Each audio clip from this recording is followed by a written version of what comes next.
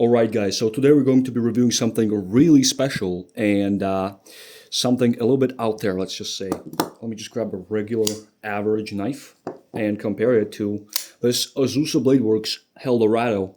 And it does have my custom engraving. But as you can see, I mean, compared to your average knife, more or less, it is quite a bit out there and it does look freaking awesome. I love it. Let me just wipe my fingerprints off of it with my fingers. Very smart. Let's start where all knives start, in my opinion, that is ergonomics and handle. So as you can see, as opposed to most knives, it has a singular continuous swoop for the handle. Just one.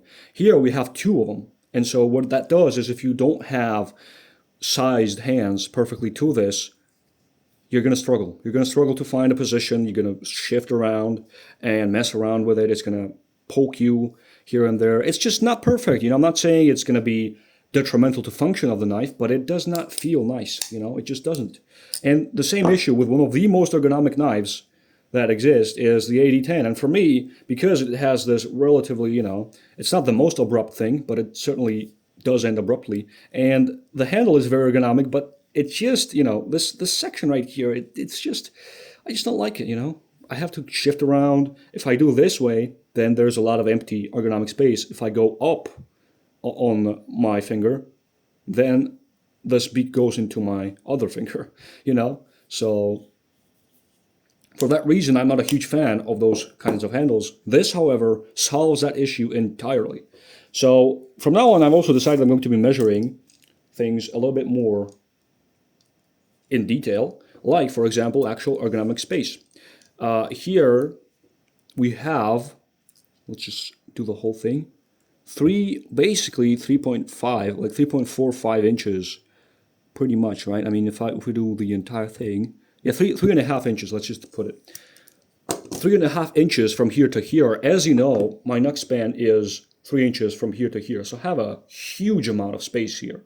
I don't know how big your hands must be for you not to fit onto this handle of this knife, but if you don't, then we can move on to the choil, which for everyone is a great thing on this size of a knife. I think it's freaking awesome that you can just choke up like this and put all the power into your cut that you might ever need really close to the edge. Like you're basically up there in the edge and you can push all day long, all day long.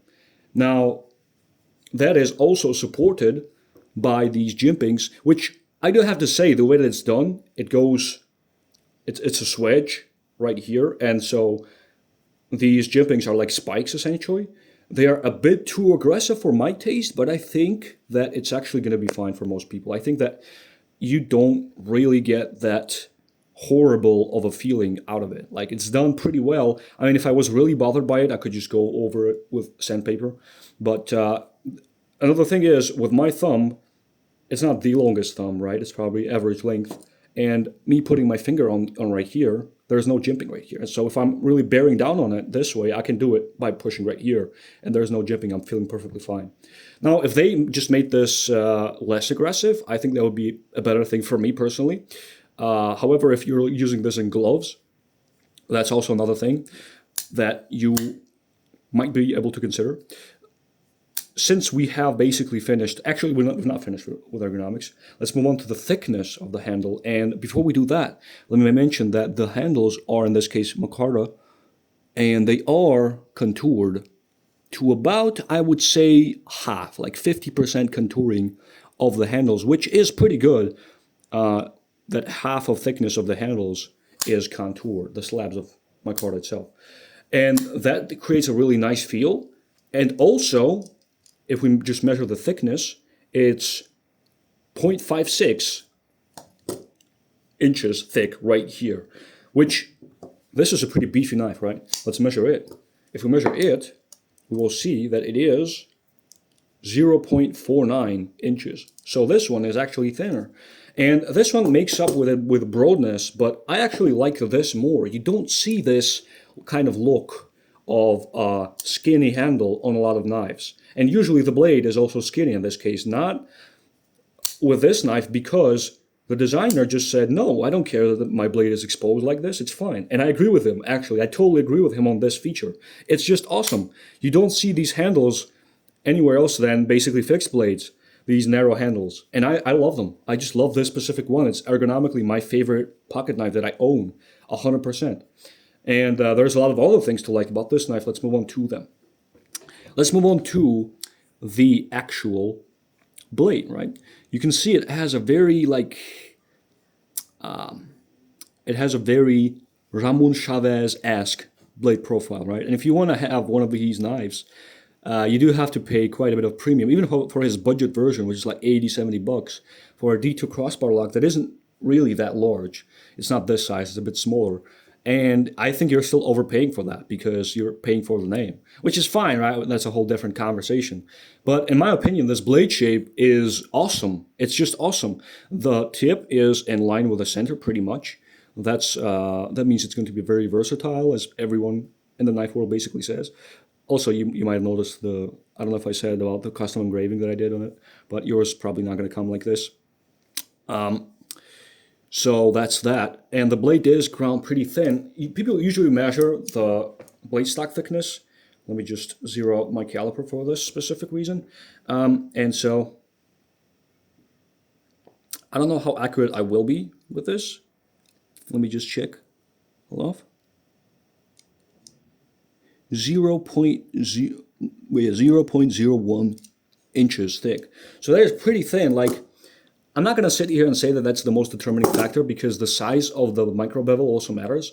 If you have a large micro bevel, you're going to have a lot thicker thickness. This particular one seems to be pretty small. It's hard to measure something like this even, but I've sharpened this knife, and as you can see, this one has a bigger bevel, bigger edge, as you can see by the glinting. So there's that, and perceivably, these, if we measure both of these, they're going to give you the same number, but this one is actually not as slicey because it has a thicker overall edge and the micro bevel is larger. And that is why it's going to show the same thickness behind the edge.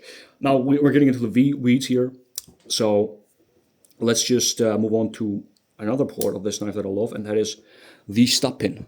As you know, I'm kind of a stop pin guy myself because your knife is only as strong as your stop pin. And I love overbuilt knives. But here, as you can see, the stop pin is internal. So it is inset into the blade. And the way that it goes onto its tracks, you can see actually the ball bearings in there are very nice. See what seems like brass. And boom. That's inset. And so the liners have a groove where the stop pin goes, and there's a lot of contact area for this thing. Now, if we actually measure the thickness of the stop pin, if we try, right, I'm not going to be able to get the whole circumference without disassembling this knife, and I've already done that a couple times, so I'm not going to bother doing that again. However, if we just try, let me just see, this is probably the maximum position that we can get out of it. That's 0.109 basically. It's probably 0.11 if we're being honest, maybe even a bit more, because I couldn't get the whole circumference with the calipers, but that's just me, eyeballing it, I guess. The point is, though, I really don't care about thickness in this specific scenario because of the construction being internal. It's going to be really, really solid. You saw me in my different video talking about this knife, and its stop pin might be, its downfall because it's such a hardcore knife, titanium handles, crossbar lock, quite beefy blade. And in this particular case, like, the stop pin might be the weak point of this knife. I'm not sure if it is, that's up to debate. But with this knife, I'm not worried because it has a thinner blade and a better construction, even though the stop pin might be a bit thinner. I just will trust this knife with everything that I do. So that's that. Now we're moving on to the materials, right? Materials. This is the most spicy part about this knife, in my opinion. It costs under $100. It's like 95 bucks for a pre-order right now that you can get. And for that, you get a VANAX steel blade. VANAX steel blade, OEM by Miguron, with micarta scales. Or you can get G10 with a quarter blade. But I would get this variation because it has a very nice stonewash also, if I didn't mention. I love this stonewash. And so that's that. The black micarta is gorgeous. I actually tried to dye it red. Like I tried to get a burgundy, but you know, I didn't have high hopes because it's black already, so it's probably not going to take a dye. But I still experimented and it didn't work out. But that gave this knife a bit of a special look. I still think it doesn't quite look as black as it used to be. Just a bit. You can see the spot under the pocket clip, which by the way, the pocket clip is freaking awesome. It's a milled titanium pocket clip, and it's not quite deep carry, but I really don't care about that. The way that it's done, I like it, and it works. It has just the right amount of spring, and you know, the ramp is fine, so perfectly functional. I enjoy it.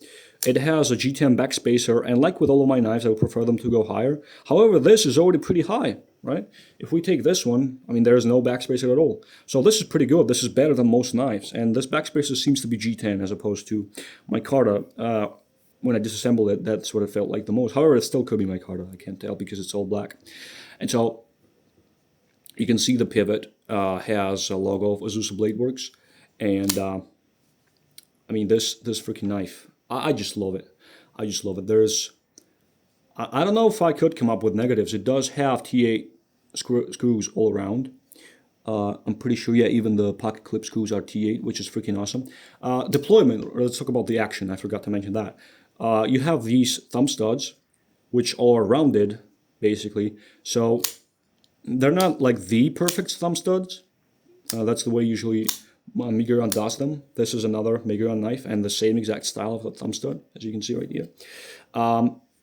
However, if you ask me, it's just fine. It's just fine.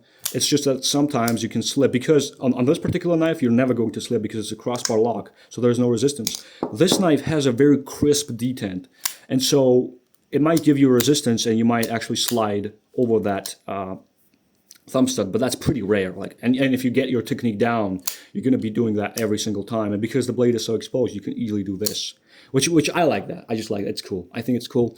I personally do. And another thing is, because I have an engraving on it right here, if I try to reverse flick, you can see that I can actually do it pretty easily. And there you go. It's not quite as easy as the thumb stud, obviously, but you can still do it. You can still do it perfectly fine. And I do like me a good engraving like this. I think this knife does look like something that Grim Reaper would carry around in his pocket, if you had any, you know. So that's that. I think we've been through everything. The tip of the knife is a bit on the thinner side. This area right here is still thick, so if I really wanted to put my thumb on it, it's a good thumb pad, but it thins down really aggressively here, so you do have to be careful. It's a precise instrument. It's a precise cutting tool, so that's not a negative to me at all. And the action is awesome. I mean, I don't know what to say. The action is just freaking insanely awesome. Now let us just do a size/visual comparison. As you can see right here, we have the Miguron VANAX Tenable Cryo. Let's actually flip them around so that they're on the clips this way. Okay. And weight. I forgot to mention the weight. Let me just place these knives, and we'll talk about the weight. So we have the scales here that I got. So from now on, we will be weighing our knives. Let me just remove the light. Actually, let's keep the light. That's fine. I think it's pretty stable, and it's in ounces right now. Let's start with the pyrite. It's an ultra lightweight knife, so it shouldn't be all that much. 2.4 ounces, very lightweight, as expected. This knife, it does have full liners. They are milled. They do have skeletonizing in them.